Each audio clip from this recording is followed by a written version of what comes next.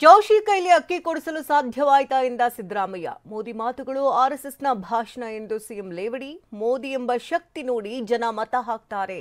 ಪ್ರಧಾನಿಯನ್ನು ಬಣ್ಣಿಸಿದ ವಿಜಯೇಂದ್ರ. ಇದೆಲ್ಲವನ್ನು ನೋಡೋಣ news top 10ನಲ್ಲಿ. ಪ್ರಧಾನಿ ಮೋದಿ ವಿರುದ್ಧ ಸಿಎಂ ಸಿದ್ದರಾಮಯ್ಯ ವಾಗ್ದಾಳಿ ನಡೆಸಿದ್ದಾರೆ. ಮೋದಿ ಹೇಳಿದಂತೆ ಯಾರಿಗಾದ್ರೂ ಅಚ್ಚೇದೇನ್ ಬಂದಿದೆಯಾ?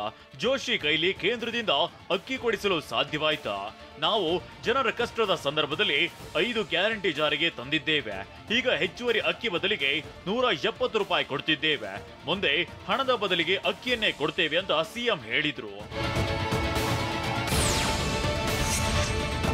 ಕರ್ನಾಟಕದಲ್ಲಿ ಓಬಿಸಿ ಮೀಸಲಾತಿಯನ್ನ ಕಸಿದುಕೊಳ್ತಿದ್ದಾರೆ ಎಂಬ ಮೋದಿ ಹೇಳಿಕೆಗೆ ಸಿಎಂ ಸಿದ್ದರಾಮಯ್ಯ ಹೆಜ್ಜೆ ಹೆಜ್ಜೆಗೂ ಕೌಂಟರ್ ಕೊಟ್ಟಿದ್ದಾರೆ. ಹುಬ್ಬಳ್ಳಿಯಲ್ಲಿ ಮಾತನಾಡಿದ ಸಿಎಂ, ಮೋದಿಯವರ ಕುರ್ಚಿ ಘನತೆಗೆ ತಕ್ಕಂತೆ ಮಾತನಾಡ್ತಿಲ್ಲ, ಬಾಯಿಗೆ ಬಂದಂತೆ ಮಾತನಾಡ್ತಿದ್ದಾರೆ. ಅವರು ಮಾತನಾಡುವ ಮಾತು ಆರ್ಎಸ್ಎಸ್ನ ಭಾಷಣಗಳು ಅಂತ ಕುಟುಕಿದ್ದಾರೆ. ನರೇಂದ್ರ ಮೋದಿಯವರು ಇತ್ತೀಚಿನ ದಿನಗಳಲ್ಲಿ ಅವರ ನಿಮ್ಮ ಉಬ್ಬಿದ ರಕ್ತನಾಳಗಳ ಸಮಸ್ಯೆಗೆ ಎವಿಸ್ ಆಸ್ಪತ್ರೆಯಲ್ಲಿ ಕೇವಲ 30 ನಿಮಿಷದ ಲೇಸರ್ ಚಿಕಿತ್ಸೆಯೊಂದಿಗೆ ಮುಕ್ತಿ ಹೊಂದಬಹುದು. ಹೆಚ್ಚಿನ ವಿವರಗಳಿಗಾಗಿ ಸಂಪರ್ಕಿಸಿ 8088837300. ಕುರ್ಚಿ ಘನತೆಗೆ ತಕ್ಕಂತೆ ಮಾತಾಡ್ತಾ ಇದ್ದಾರೆ.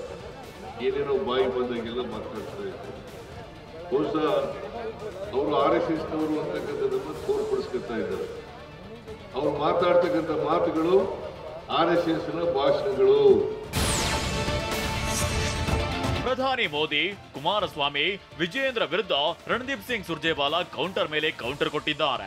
ಬೆಳಗಾವಿಯಲ್ಲಿ ಮಾತನಾಡಿದ ಸುರ್ಜೇವಾಲಾ, ಪ್ರಧಾನಿ ಮೋದಿ ಮಹಿಳೆಯರ ಮಂಗಳಸೂತ್ರ ಕಾಂಗ್ರೆಸ್ ಕಸಿಯುತ್ತಿದೆ ಅಂತ ಹೇಳಿದ್ದಾರೆ.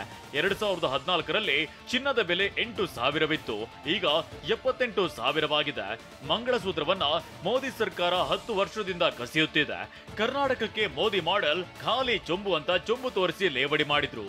कर्नाटक के लोग आपको माफ नहीं करेंगे, क्योंकि आपने कर्नाटक को क्या दिया है? ये मोदी का मॉडल, काली चोंबू मॉडल. ಪ್ರಧಾನಿ ಮೋದಿ ವಿರುದ್ಧ ಸಚಿವ ದಿನೇಶ್ ಗುಂಡೂರಾವ್ ಕೆಂಡಾಮಂಡಲರಾಗಿದ್ದಾರೆ. ದೇಶದ ಜನರಿಗೆ ಪ್ರಧಾನಿ ಬರೀ ಸುಳ್ಳು ಹೇಳಿದ್ದಾರೆ.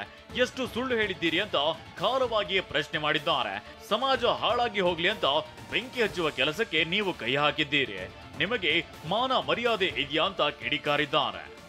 ಎಷ್ಟು ಸುಳ್ಳು ಹೇಳಿದ್ದಾರೆ ನೀವು ನಮ್ಮ ಜನರಿಗೆ. ಆದರೆ ಎಲ್ಲೊಂದು ಕಡೆ ಜನ ಏನೋ ಇರ್ಬೋದು ಮೋದಿ ಮೋದಿ ಅಂತ ಅನ್ಕೊಂಡಿದ್ರು. ಆದರೆ ಇವತ್ತು ಈ ಥರದ ಒಂದು ಜನರ ಮಧ್ಯೆ ನೀವು ಮತ್ತೆ ಪ್ರಧಾನಿ ಆಗಬೇಕು ಅಂತ ಹೇಳಿ ಇವತ್ತು ಸಮಾಜ ಹಾಳಾಗೋಗ್ಲಿ, ಜಗಳ ಆಡಲಿ, ಇವರು ಹೊಡೆದಾಡ್ಕೊಳ್ಳಿ, ಆ ಬೆಂಕಿ ಹಚ್ಚುವ ಕೆಲಸಕ್ಕೆ ನೀವು ಕೈ ಹಾಕಿದ್ದೀರಲ್ಲ, ಕಿಂಚಿತ್ತು ನಿಮಗೆ ಮಾನ ಮರ್ಯಾದೆ ಏನಾದರೂ ಇದೆಯಾ ಅಂತ ನಾನು ಕೇಳ್ತೀನಿ. ಮೋದಿ ಎನ್ನುವ ಶಕ್ತಿ ನೋಡಿ ಜನರು ಮತ ಹಾಕುತ್ತಾರೆ ಅಂತ ದಾವಣಗೆರೆಯಲ್ಲಿ ಬಿಜೆಪಿ ರಾಜ್ಯಾಧ್ಯಕ್ಷ ಬಿವೈ ವಿಜಯೇಂದ್ರ ಹೇಳಿದ್ದಾರೆ. ಇದೇ ವೇಳೆ ಕಾಂಗ್ರೆಸ್ ವಿರುದ್ಧ ಕಿಡಿಕಾರಿದ ವಿಜಯೇಂದ್ರ, ಕಾಂಗ್ರೆಸ್ ಮನಸ್ಥಿತಿಯನ್ನ ಜನ ಅರ್ಥ ಮಾಡಿಕೊಳ್ಳಬೇಕು ಅಂತ ಕಾಲೆಳೆದಿದ್ದಾರೆ. ಪ್ರಧಾನಿ ಮೋದಿ ವಿರುದ್ಧ ಪ್ರಿಯಾಂಕ್ ಖರ್ಗೆ ಕಿಡಿಕಾರಿದ್ದಕ್ಕೆ ಬಸನಗೌಡ ಪಾಟೀಲ್ ಯತ್ನಾಳ್ ಗರಂ ಆಗಿದ್ದಾರೆ. ರಾಯಚೂರಿನಲ್ಲಿ ಮಾತನಾಡಿದ ಬಿಜೆಪಿ ಶಾಸಕ ಪ್ರಿಯಾಂಕ್ ಖರ್ಗೆ ಓರ್ವ ಚೈಲ್ಡಿಶ್, ಪ್ರಧಾನಮಂತ್ರಿಗಳಿಗೆ ಗೌರವ ಕೊಡಬೇಕು, ಸ್ಟ್ರೀಟ್ ರೌಡಿ ತರ ಮಾತನಾಡಿದ್ರೆ ಗೌರವ ತರಲ್ಲ ಅಂತ ಹೇಳಿದ್ದಾರೆ.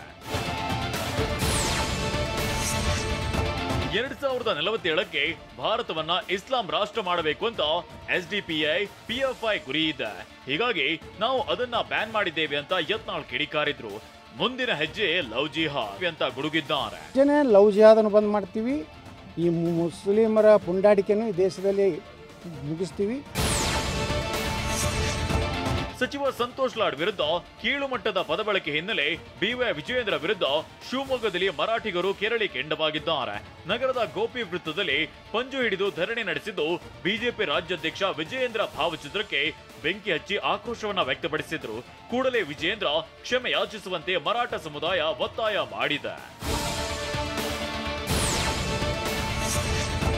ಶಕ್ತಿ ಯೋಜನೆ ಬಗ್ಗೆ ಹೇಳಿಕೆ ನೀಡಿದ ಬಿಜೆಪಿ ನಾಯಕಿ ಹಾಗೂ ನಟಿ ಶ್ರುತಿಗೆ ರಾಜ್ಯ ಮಹಿಳಾ ಆಯೋಗದಿಂದ ನೋಟಿಸ್ ನೀಡಿದೆ.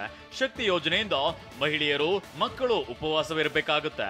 ಇಂತಹ ಭಾಗ್ಯಗಳನ್ನ ಕೊಟ್ಟು ಜನರ ದಾರಿ ತಪ್ಪಿಸುತ್ತಿದ್ದಾರೆ ಅಂತ ಶ್ರುತಿ ಹೇಳಿದ್ರು. ಈ ಸಂಬಂಧ ಸಾಮಾಜಿಕ ಕಾರ್ಯಕರ್ತ ಮನೋಹರ್ ಆಯೋಗಕ್ಕೆ ದೂರು ನೀಡಿದ್ರು. ದೂರಿನನ್ವಯ ಆಯೋಗದ ಅಧ್ಯಕ್ಷೆ ನಾಗಲಕ್ಷ್ಮಿ ಚೌಧರಿಯಿಂದ ನೋಟಿಸ್ ನೀಡಿದ್ದು ಹೇಳಿಕೆ ಬಗ್ಗೆ ಸ್ಪಷ್ಟನೆ ನೀಡುವಂತೆ ಸೂಚನೆ ಕೊಟ್ಟಿದೆ.